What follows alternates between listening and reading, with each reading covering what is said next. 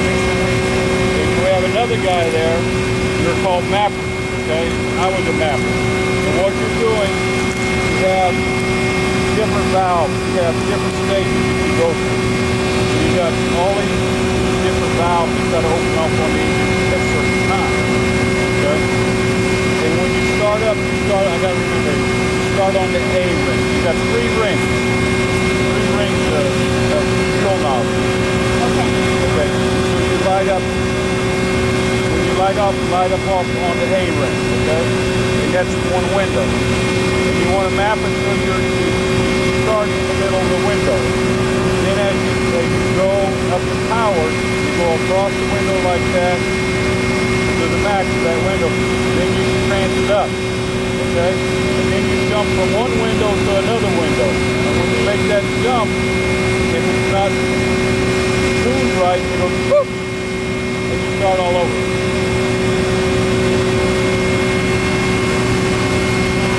Sometimes when you're starting it up for the first time, it's all of that, those numbers aren't set right, and you give it too much fuel, and it goes boom.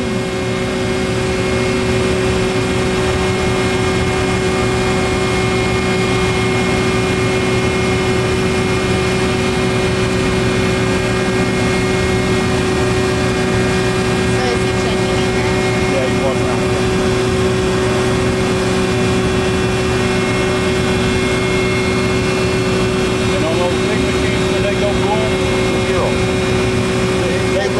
They rattle when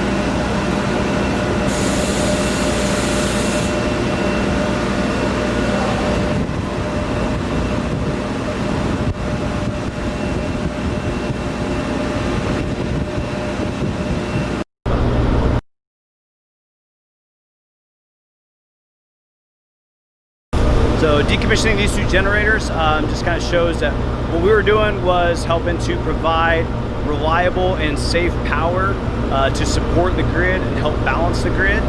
And now that PREPA has increased their capacity for providing power to the people, they feel that they don't need these generators anymore.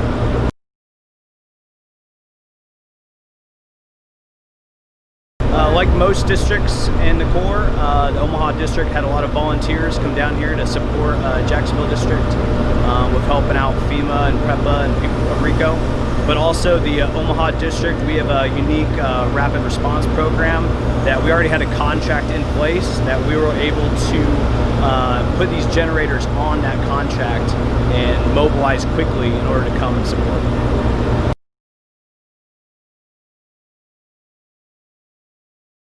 Overall, this has been a great project with our partners in FEMA, PREPA, and our industry partners and contractors.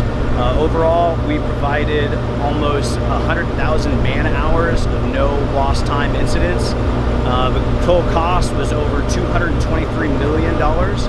And on average, the generators behind me provided about 50 megawatts at any given time. In total, that was about 600 megawatts that we gave to support the grid and help balance it. And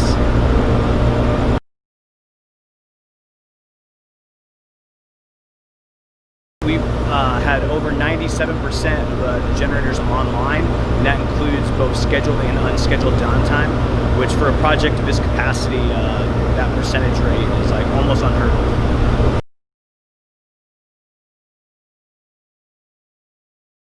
So restoring Palo Seco kind of shows that PREPA is able to continue supporting the people of Puerto Rico, and they've increased their power capacity here in order to do that.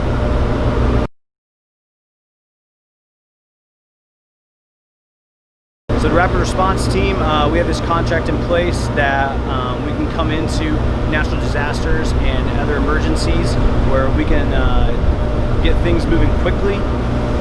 And just in a quick, timely manner. Like for instance, within this situation, Hurricane Maria hit Puerto Rico on 20 September 2017, and we were already in motion first week of October, and by October 8th we had a contract in place. By the 12th, the generators were here on the island, and by 29 October 2017, we were up and running, helping supply power.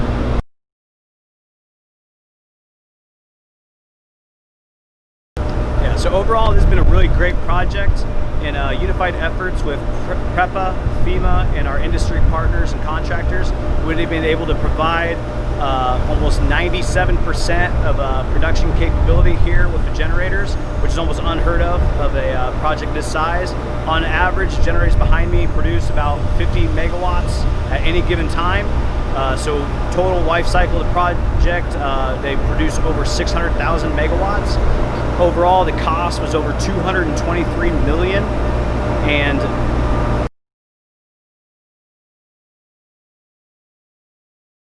yeah, so this has been a great project overall with a unified effort between PREPA, FEMA, and our industry partners. It's been a really great project, and we've provided over 97% of capacity here with the generators. At any given time, they produced about 50 megawatts of power.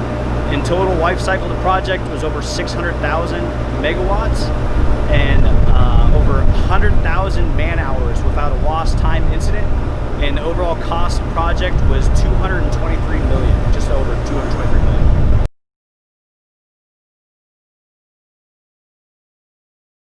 Just because the entire project, we didn't have any accidents or anything, and it just really shows that not only did we provide a great product to the customer, but we did so safely, and we just didn't have any accidents.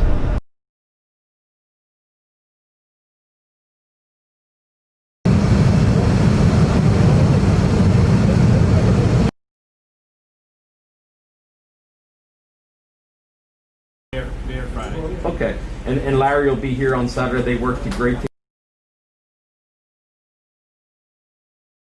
execution of this demobilization, so that we just continue to communicate and collaborate, and you know,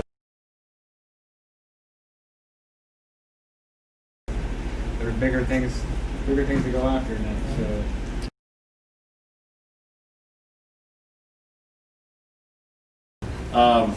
But you know, hold on, we can start now. Jose's here.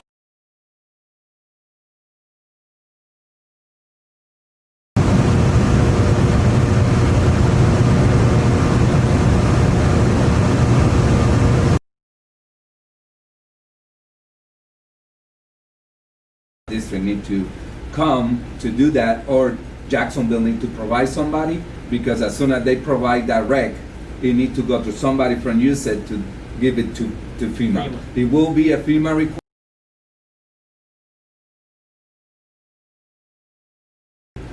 there hasn't been any massive spills or anything, and honestly, I mean, commend you guys. It looks very good, and I don't think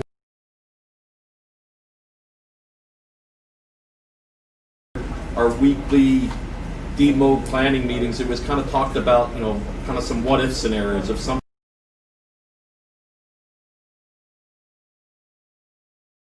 I don't know the consumption yet because we're not done yet.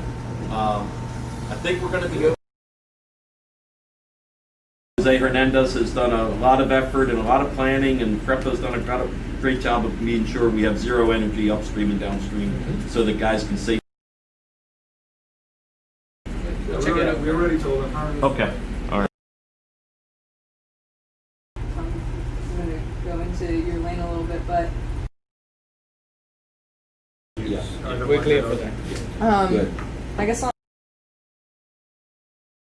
It is. Okay, so we'll just have to move that pipe back. Any problems, you know, if anybody comes across any problems or anything, just bring it up sooner rather than later. Great. With that, maybe we could just kind of go into this little checklist that we kind of assembled, and maybe that'll be a good spot for us to just kind of talk. They do want that ramp taken out at the end, so we're going to have to take that pipe and that ramp out and restore that ramp. the room. There's a lot of familiar faces and then also new faces. I don't know if Well, Major Alexander Walker, Deputy District Commander for Jacksonville, here in Puerto Rico. We eliminate that on the 12th, right? So we'll have to go back through and load them. Shipped off site. We put together, again, the 4 times we shows maybe closer to 2 weeks, and you know, I think safety is our number. Sit down and get out in front of everything that we're doing to AHAs through the core, and hey, we're good, and that should cover us through the project. But the way that we found it, matter of fact, did it better than the way we found it. So we'll collaborate with both Weston and Core to make sure that, you know, we've those things we've agreed upon are returned to. Use that as my laydown yard to be able to outload stuff, because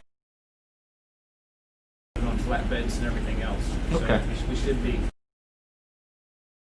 After this meeting, Carlos, or maybe we could take a walk around there and just talk about parking and safety. Things from and it's like they need to see they're the guys who are signing this. Yeah. You know what I'm saying?